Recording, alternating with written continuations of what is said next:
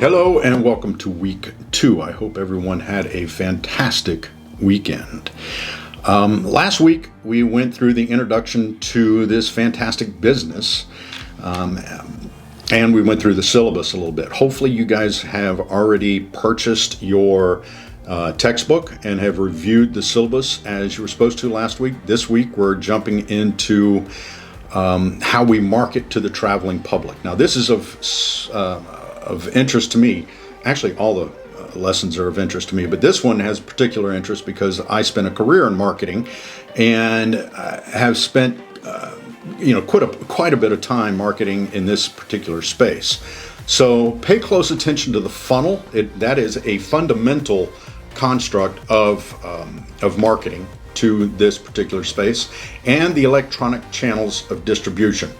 What an amazing set of knowledge you will have, and you will apply this to just about any industry that you go through. We are using it in this example for the travel and tourism business, but they are fundamental for just about everything. So pay close attention to that. Now, your video introductions to me are due this Friday. I'm very much looking forward to that. I've already received a couple of them, which is fantastic.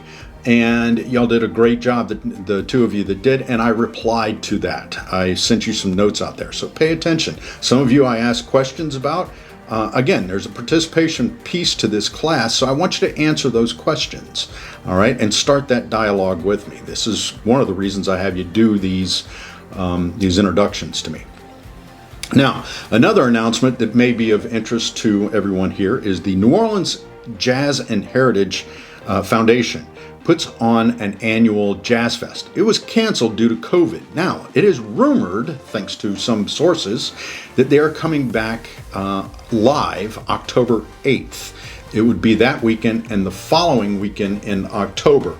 Now, that's in the fall, obviously, and you guys will be on to other things besides this class. However, if you are interested at all in culture, live music, getting back into the fairs and festivals business, and just flat out getting amongst fun people, this is a wonderful, well-managed, and almost historic festival of music, and they have some fantastic headliners. I will keep you guys posted as they post their headliners. I will send them out to you. Now, I posted a link. It's real quick, couple of minute video published by the Jazz and Heritage Festival of the 2019 festival, and it just gives you kind of some hot shots of it. It's kind of a cool, quick piece. But we've had headliners like Bruce Springsteen, Aerosmith, The Who, Rolling Stones. They all play at these, and that's not uncommon.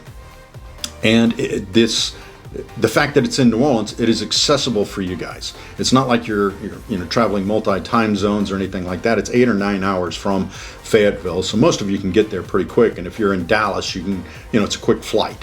So take a look at that if you'd like, and please let me know if you're interested in going there. I can give you some suggestions on that. And I'm certainly thrilled that we're coming back to real life, and New Orleans is showing a pulse, if you will. So anyhow, wanted to pass that one along. Now, I'm going to send you an interesting article. It's a quick read from skiff.com. The World Health Organization won't endorse proof of vaccine for safe international travel. This is of relevance to this class, and I'll probably ask you some questions about it or have some level of discussion. So click on that link, follow that one this week. And because there is some debate as to whether we require vaccinations for you to participate in global tourism and travel.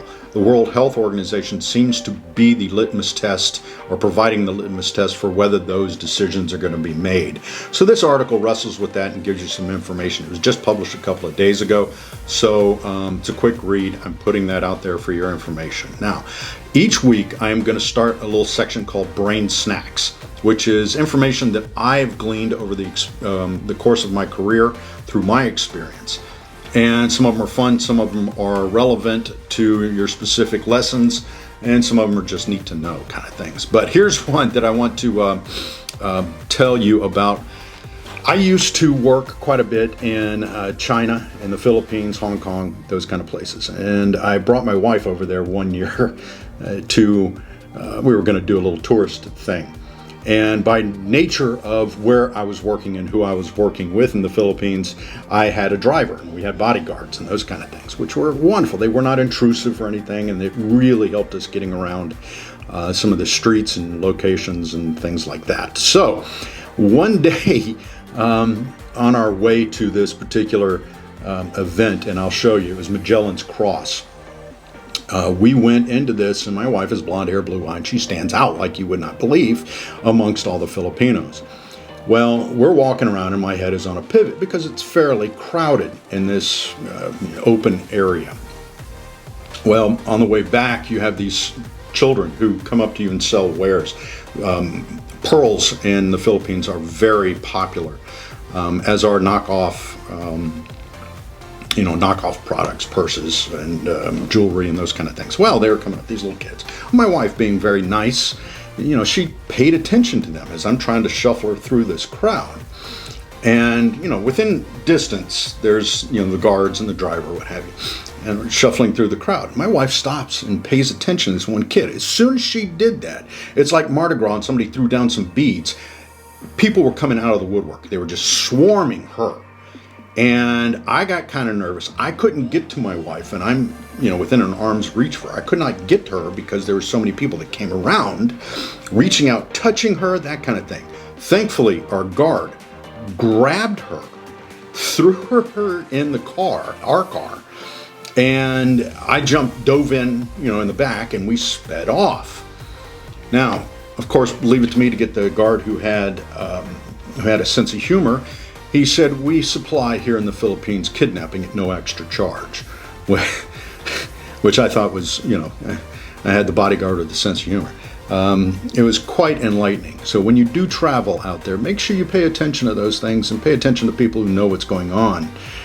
Second and third world countries can be quite interesting. And by the way, here's another photo of how I usually travel. That's my foot in that shot. So anyhow, a couple of things for you guys to know, and that was brain snacks segment of this. Again, you guys know how to reach me. I'm looking forward to your introductions, and have a great week. If you've got any questions, you know how to reach me. I appreciate the follows, and I appreciate the subscriptions on YouTube. Those are fantastic. Keep up the good work, and look forward to hearing from you. Thanks.